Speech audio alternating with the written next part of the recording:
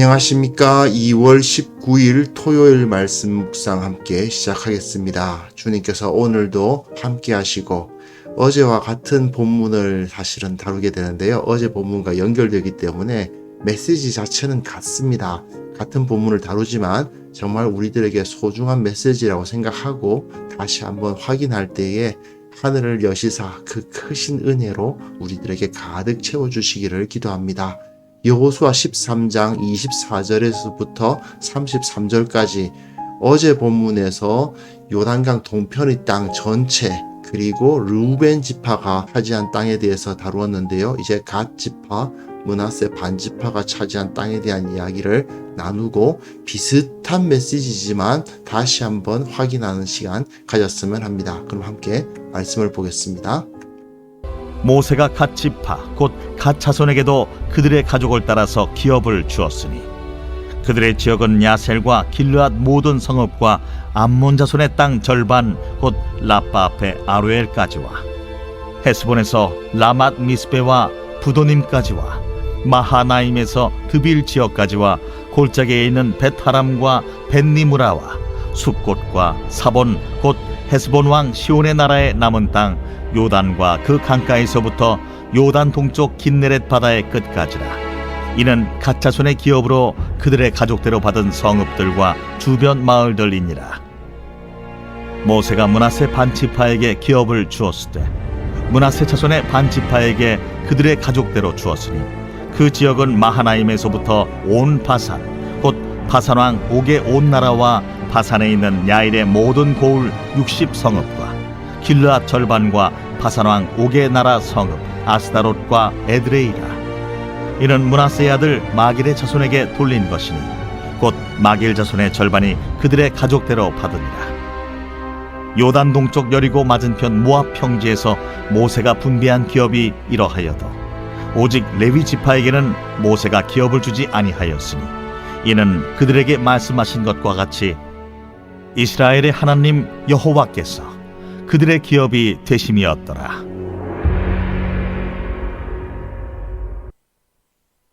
네, 지금 그 땅을 분배하는 이야기 13장에서부터 19장 이야기 다루고 있죠. 도입부를 다루고 있습니다. 13장은 이들이 분배하기 전에 이미 나누어진 땅에 대해서 다시 한번 살펴보는 부분이죠. 그래서 요단강 동편에서 이미 땅을 가지고 있는 르우벤, 갓, 므낫세 반지파의 땅을 개관하면서 하나님께서 우리들에게 어떤 은혜를 주셨던가를 확인하는 시간이라고 할 수 있는데 오늘은 이 갓 지파, 므낫세 반지파가 받은 땅에 대한 이야기를 하는 부분을 다루겠습니다.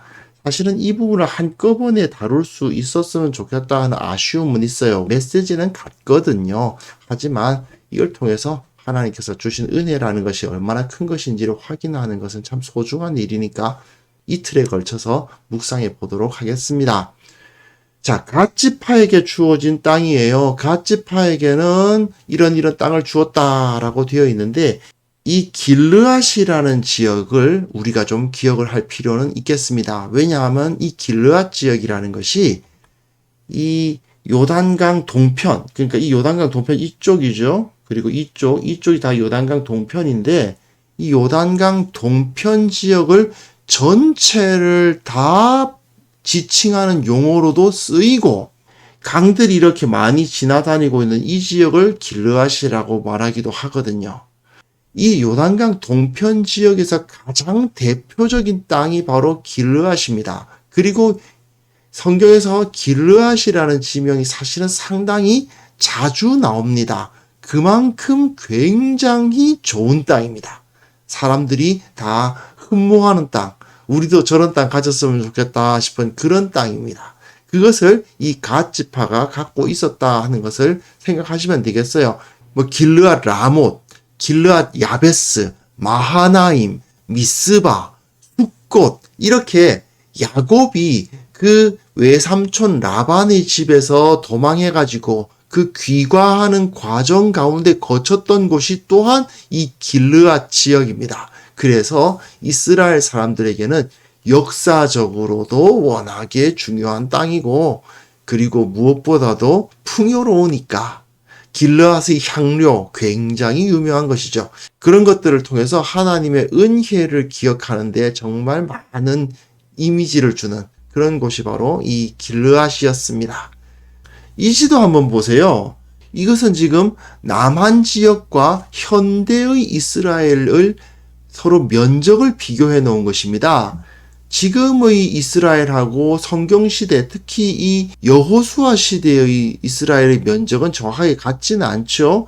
그러니까 이 여호수아 시대라고 하면 이 정도 비슷하긴 한데 여기가 좀 튀어나왔고 여기는 없고 이렇게 그리면 대충 맞을 것 같습니다. 그런데 우리나라가 그렇게 면적이 넓은 나라라고 인식을 안 하잖아요. 그런데 이스라엘은 우리나라의 한 절반도 안 됩니다. 그렇죠? 절반도 안 되는 영역입니다. 물론 이들이 지금 60만 대군이라고 하지만 전쟁에 나가서 싸울 만한 남자만 그런 거니까 한 200만 정도 됐다고 치더라도 우리나라가 지금 5천만이 넘는 사람들이 여기에 사는데 200만이니까 뭐 땅으로는 충분하지 않았겠나 싶긴 합니다. 그런데 이 땅에서 이거 나누고 저거 나누고 하면서 굉장히 어떻게 보면 되게 소박하죠. 하지만 어떻게 보면 굉장히 작은 땅을 나누고 있지만 이 땅이 얼마나 풍요롭고 이들의 삶 가운데서 얼마나 큰 은혜였던가를 생각해 볼 수는 있습니다. 특히 이 길르앗이라는 이 지명 자체가 굉장히 강력한 인상을 줘요. 길르앗이라는 곳이 가지고 있는 그 상징성이 있거든요. 그래서 하나님께서 지켜주시고 보호하시면 이스라엘에게는 큰 은혜, 정말 진정한 복을 누릴 수 있게 된다는 것을 여기서 떠올리게 되고요. 그 다음에 므낫세 반지파의 기업을 보셔도 알 수 있는데 므낫세 반지파의 기업 중에서는 이 바산이라는 지역이 굉장히 많이 나오죠. 바산. 뭐 바산 왕 옥의 땅을 차지한 거니까요. 그런데 성경에서 이 바산이라는 지명도 상당히 자주 나옵니다. 역시 풍요로운 땅입니다. 초지가 엄청나게 좋고 거기서 소와 양을 기르기에 최적지라고 할 수 있는 땅이라고 합니다. 그리고 뭐 마하나임이라든지 이런 땅들도 여기에서 제시되면서 역사적으로도 상당히 유명한 그러한 지역이면 틀림이 없습니다. 이게 모두 다 우리들에게 이 갓 지파와 므낫세 반지파의 이야기만 봐도 하나님께서 정말 큰 은혜를 이스라엘에게 주셨구나. 정말 많은 것을, 정말 풍요로운 것을 주셨구나. 비록 그들이 광활한 영토를 차지한 것이 아니고 사실상 그렇게 거대한 나라를 구축한 것도 아니지만 그럼에도 불구하고 그들에게 충분한 수준의 정말 그 가운데서 넉넉하고 풍요를 누릴 수 있을 만한 수준의 땅과 또한 하나님께서 주시는 그 은혜, 공급하심을 주셨구나 하는 것을 알 수가 있습니다. 이 시도 한번 살펴보시면요. 요 부분이 르우벤 지파, 요 부분이 이제 갓 지파, 여기가 이제 므낫세 반 지파예요. 그럼 므낫세 지파는 굉장히 넓죠.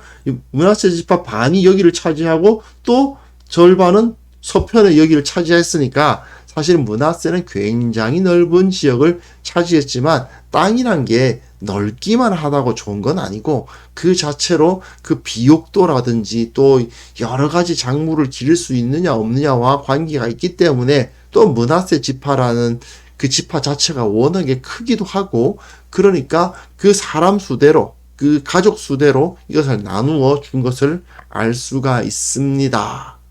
하지만 그것을 지금 현재 우리나라 지도와 비교해보면 어떻습니까? 뭐 여기 이점이 르우벤, 갓, 므낫세 뭐 이 정도 되겠네요. 정말 조그맣죠? 그렇게 크지 않은 땅입니다. 우리 현대인들은 많은 것을 가지고 넓은 것을 소유하는 것이 진정한 복이라고 생각하는 경향이 있지만 사실은 하나님께서는 각자에게 가장 필요한 것, 정말 그들의 인생 가운데에서 진정한 풍요를 누리기에 충분한 만큼 허락해 주시고 지나치게 많은 것이 참으로 우리들을 행복하게 하느냐 이런 생각을 하게 하죠. 하나님께서는 그렇게 생각하지 않으신다는 것을 여기서 또 생각해 볼 수도 있습니다. 자, 결론적으로 어제 본문에서 14절에서 나온 내용과 사실은 똑같은데요. 레위 지파에게는 하나님 여호와께서 그들의 기업이 되셨다. 하나님 여호와께 바쳐진 그 재물이 그들의 기업이 되었다라고 기록하죠. 이것이 결국은 이 모든 것의 가장 중요한 사상입니다. 레위인들은 땅 없었다라는 이야기를 하기 위함이 아니라 단순히 레위인에게 땅이 배분되지 않았다, 그것 말을 하려고 이렇게 기록하고 있는 것이 아니죠. 궁극적으로 이스라엘의 기업은 하나님이시고 이스라엘이 차지한 땅은 이스라엘이 하나님께 바친 재물이었다라는 사실을 여기서 암시해 주고 있습니다. 그러므로 지금 우리가 누리고 있는 이 모든 것, 그것이 좀 전의 지도처럼 뭐 그렇게 대단해 보이지 않고 조그만해 보일 수는 있어요. 어떻게 보면은 충분하지 않다고 생각할 수도 있어요. 하지만 하나님께서는 이들에게 사실상 충분한 땅을 주셨고 그 가운데 충분한 풍요를 누릴 수 있을 만큼 주셨거든요. 그걸 우리가 깨달으면서 우리에게 주어진 이 모든 복을 감사하고 자족하고 또한 내게 주어진 이 모든 것을 주님께 바칠 수 있는, 주님께 바침으로써 그것이 진정한 나의 기업이 될 수 있다는 것을 깨달을 수 있었으면 좋겠습니다. 이 시간 함께 기도하실 때요, 어제 묵상에서 제시한 기도 제목과 똑같은 기도 제목을 제시하고 있습니다.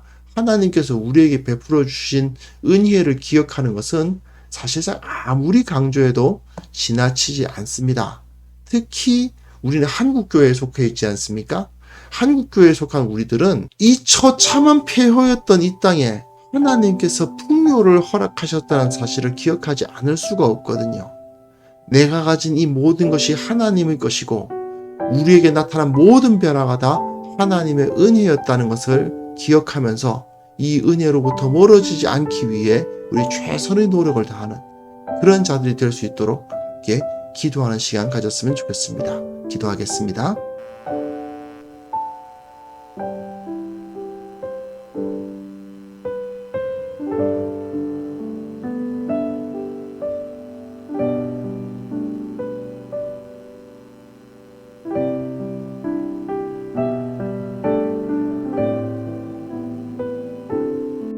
거룩하신 하나님 아버지, 우리를 사랑하시고 지켜주시고 은혜를 베풀어 주심을 인하여서 감사를 드립니다.